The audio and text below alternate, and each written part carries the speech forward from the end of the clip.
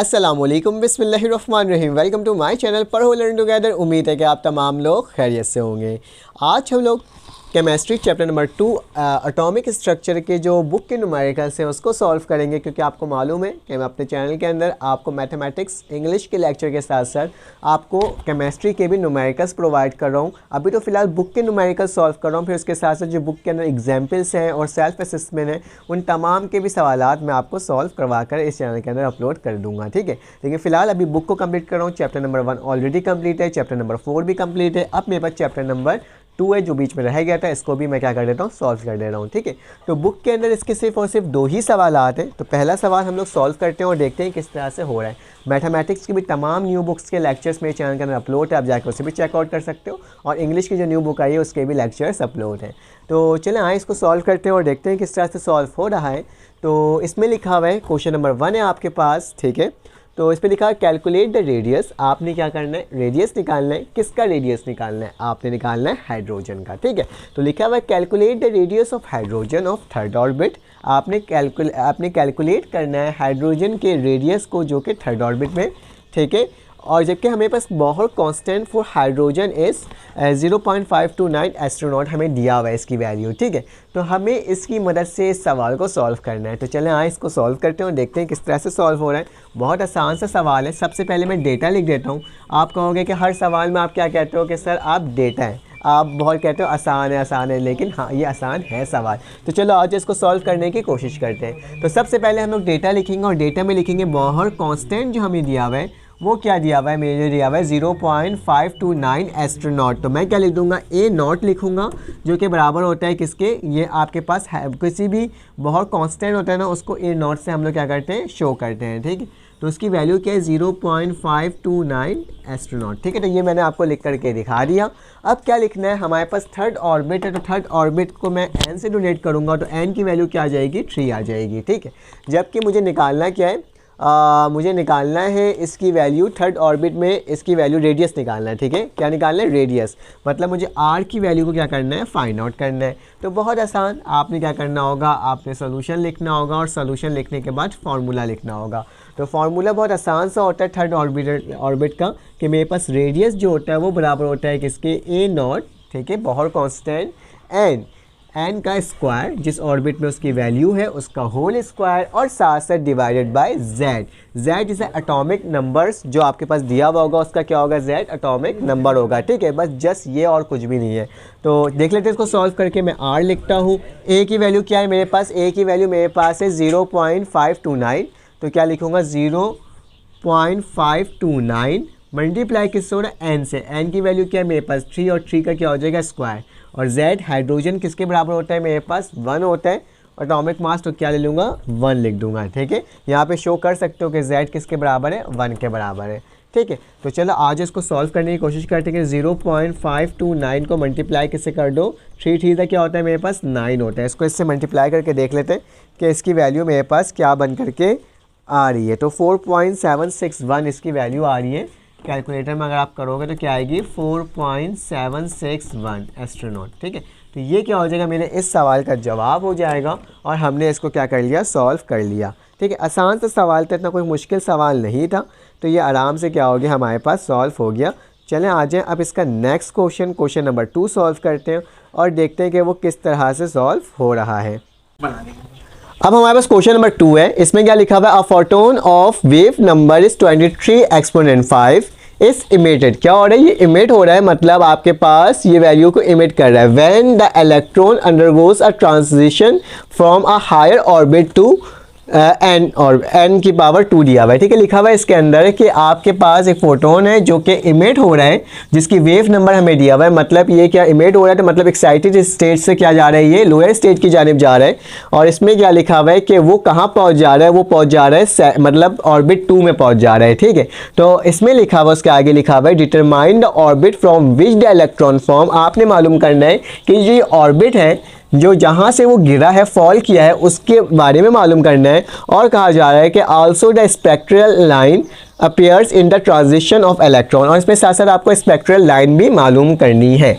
तो याद रखना, आपने किस तरह से सॉल्व करना है, एक इलेक्ट्रॉन है जो एक फोटोन है जिसका वेव नंबर दिया हुआ है जो कि इमिट हो रहा है, मतलब एक्साइटेड स्टेज में था, उससे क्या हो रहा है वो अपना लूज कर रहा है और कहाँ पहुँच रहा है, वो पहुँच जा रहा है किसमें, एन ऑर्बिटल, मतलब कि लोअर ऑर्बिटल में पहुँच जा रहे हैं, N2 पे पहुँच जा रहा है, ठीक है।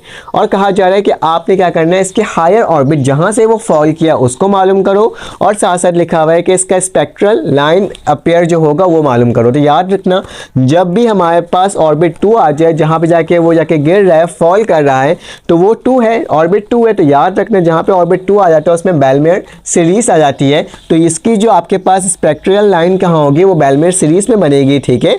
तो ये तो हमारे पार्ट कर लिया, लेकिन इसको सॉल्व कर लेते हैं। इसको सॉल्व करने के लिए सबसे पहले मुझे डेटा बनाना पड़ेगा। तो क्या लिखूंगा, मैं डेटा लिखूंगा, और डेटा लिखने के साथ साथ सबसे पहले वेव नंबर लिखूंगा। तो वेव नंबर मेरे पास जो इसका आपके पास सिंबल होता है ये होता है, जिसकी 23 एक्सपोनेंट 10 और एक्सपोनेंट 5 और एम इनवर्स, ये लिख दिया मैंने। साथ साथ मेरे पास हायर ऑर्बिट की वैल्यू मुझे नहीं मालूम, लेकिन लोअर ऑर्बिट की वैल्यू मालूम है कि N1 की वैल्यू क्या है, मेरे पास 2 है, जबकि मेरे पास रडबर्ग कांस्टेंट इसमें दिया हुआ है, RH की वैल्यू इसमें गिवन है, क्या गिवन है, 1.09678 एक्सपोनेंट 7 और एम इनवर्स, ठीक है। तो ये मैंने आपको लिख करके दिखा दिया, और बोला जा रहा है इसको आपने सॉल्व करना है। तो सॉल्व करने का बहुत आसान तरीका क्या होता है, आपने सोल्यूशन लिखना है। रिक्वायर्ड में क्या, ये लिख दो, रिक्वायर्ड में मेरे पास है N2 की वैल्यू हमें फाइंड आउट करना है, ठीक है।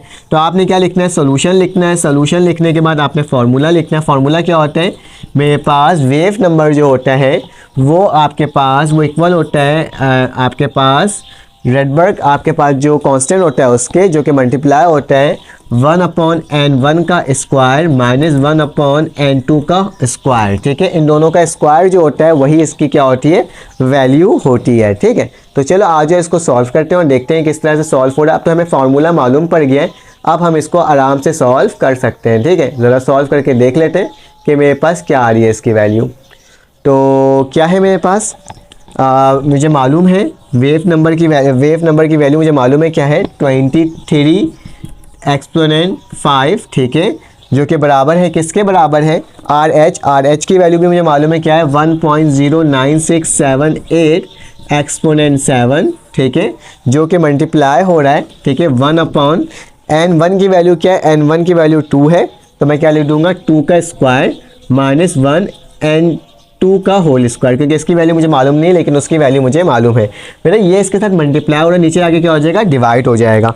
तो मैं क्या लिखूंगा, 23 एक्सपोनेंट 5 डिवाइडेड बाई, ये पूरी टर्म नीचे आ जाएगी, तो 1.09678 एक्सपोनेंट क्या हो जाएगा, 7 बराबर हो जाएगा किसके, 1/4 माइनस 1/N2 का स्क्वायर, ठीक है। तो ये मैंने आपको लिख दिया। अब कैलकुलेटर में इसको सॉल्व करना है, तो आप क्या लिखोगे, अपॉन लिखोगे 23 एक्सपोनेंट क्या लिखोगे 5 और नीचे लिखोगे 1.09, ठीक है, 09678 और एक्सपोनेंट क्या है उसकी वैल्यू 7 है, ठीक है। तो 0.09678 एक्सपोनेंट, ठीक है। तो इसकी वैल्यू मेरे पास क्या आ रही है, 0.20970, ठीक है।